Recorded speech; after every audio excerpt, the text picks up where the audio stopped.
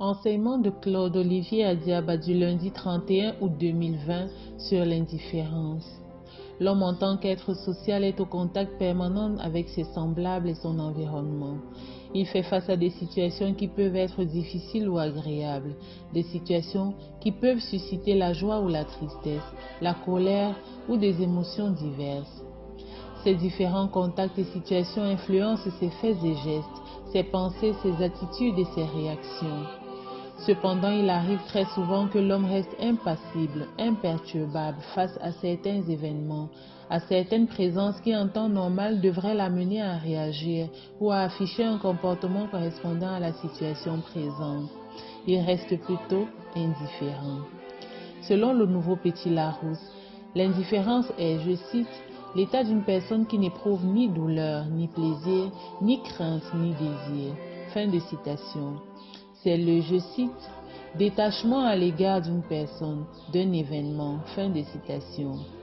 C'est, je cite, l'absence d'intérêt à l'égard d'un être, des hommes. Fin de citation. L'indifférence est ainsi une attitude. Mieux, ce sentiment de quelqu'un qui n'accorde aucune attention, aucun intérêt à quelqu'un ou à quelque chose. Une attitude de quelqu'un qui ne se sent pas concerné, touché par quelque chose. D'aucuns disent qu'il s'agit d'un état affectif neutre. L'indifférence d'une personne signifie que rien ne lui importe, qu'il ne ressent rien face à une situation ou à une personne, que tout lui est égal. Elle est assimilée à la froideur, à l'impassibilité, l'insouciance, l'insensibilité et dans une certaine mesure à la neutralité. À cet effet, elle n'est pas recommandée dans les communautés, au risque de détruire les liens qui existent entre les membres. Cependant, étant récurrente dans les comportements humains, il convient de s'interroger sur les causes de l'indifférence, les conséquences qu'elle génère et ensuite voir comment la surmonter.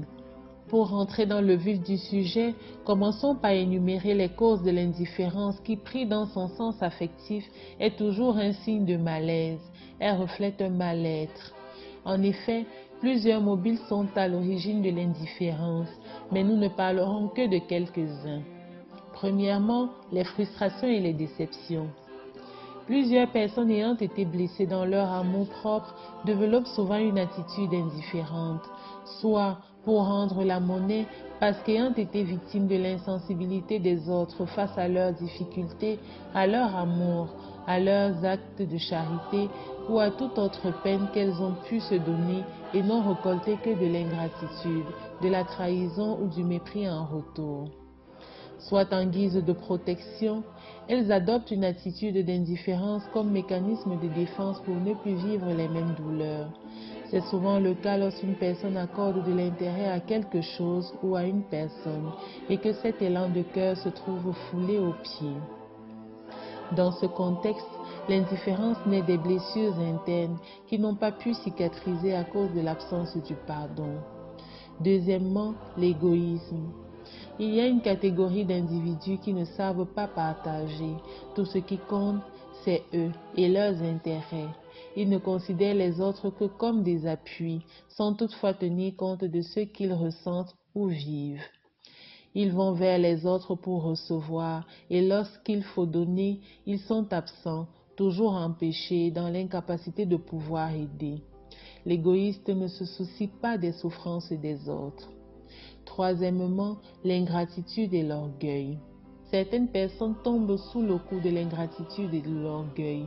En effet, lorsqu'ils vont bien et que tout leur réussit, ces personnes ne pensent plus aux autres, encore moins à Dieu. Elles ne s'intéressent pas aux problèmes et aux souffrances de leurs compagnons de la misère. Elles se glorifient plutôt pour leur sagesse, leur intelligence et leur force qui, d'après elles, ont conduit à leur réussite. Le plus souvent, ces personnes pensent que les avoirs matériels constituent une sécurité. Par conséquent, elles peuvent se passer de tout le monde. Une attitude de l'insensé à qui le Seigneur dit, je cite, « Insensé, cette nuit même, on te redemande ta vie. Et ce que tu as préparé, qui donc l'aura ?» Voilà ce qui arrive à celui qui amasse un trésor pour lui-même au lieu de s'enrichir auprès de Dieu. Fin de citation. Luc chapitre 12, des versets 20 à 21. S'enrichir auprès de Dieu avec ses avoirs matériels, c'est être reconnaissant envers Dieu et envers tous ceux qui sont autour de nous et qui ont contribué de près ou de loin à notre réussite. C'est vivre la charité et la compassion envers tous. Quatrièmement, les croyances.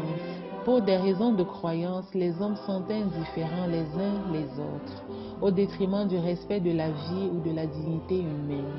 Mais notre Seigneur Jésus-Christ fustige fortement cet état de choses en montrant que ce qui compte dans la vie, c'est l'amour et le respect de l'être humain, c'est la compassion et la charité.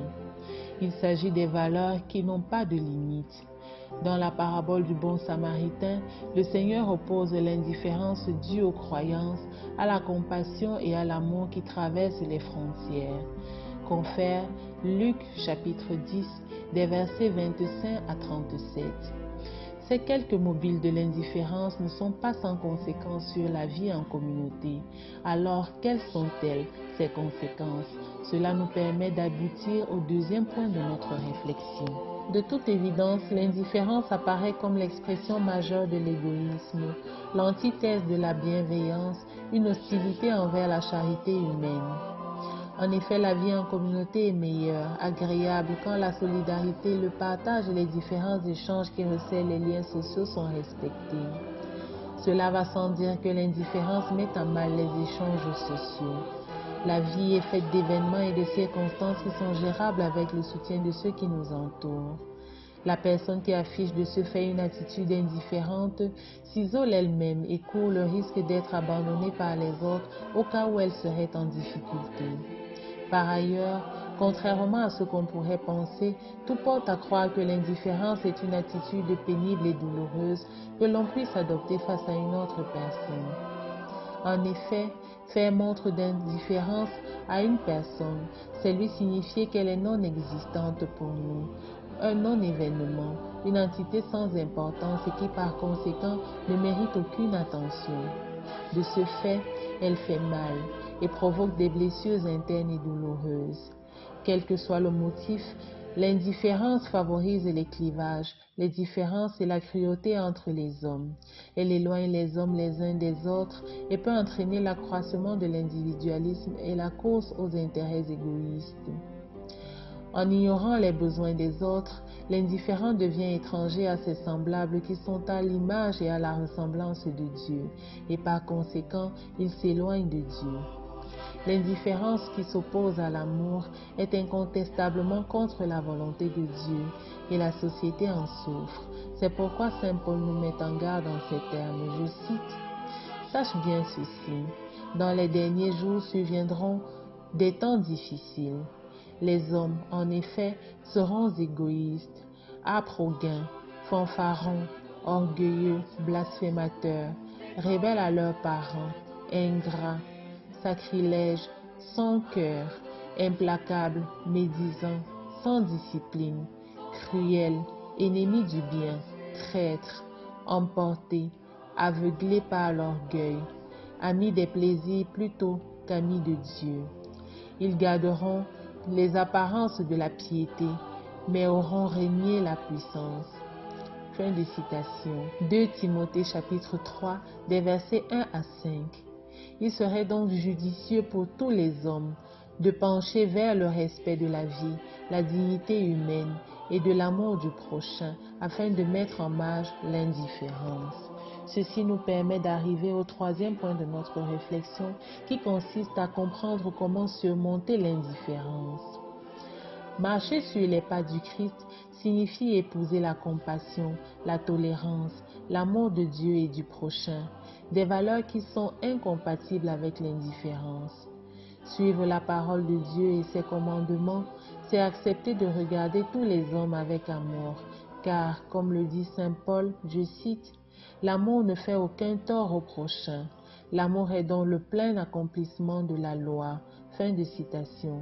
Romains chapitre 13, verset 10. Surmonter donc l'indifférence revient à reconnaître en chaque être humain son semblable créé à l'image de Dieu. Quel que soit le statut social, chaque individu a toujours besoin des autres.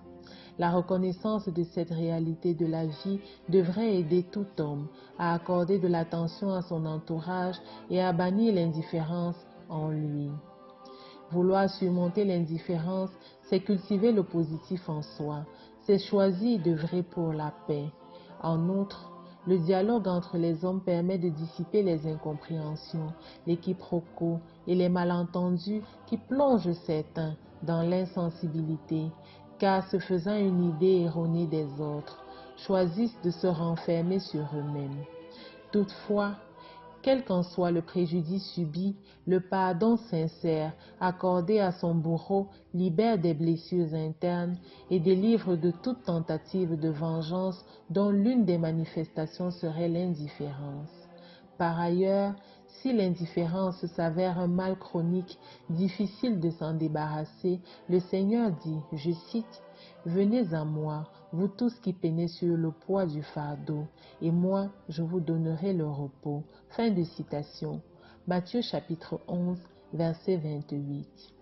La vie serait vraiment meilleure si les humains pouvaient s'accepter et vivre sans mésentente ni haine, sans vengeance ni mépris, mais avec beaucoup d'amour, de compassion et de considération les uns envers les autres. Il est écrit, je cite, « C'est une bonne chose que le sel. Ayez le sel en vous-même et soyez en paix les uns avec les autres. » Fin de citation. Marc chapitre 9, verset 50. Loué soit Jésus-Christ.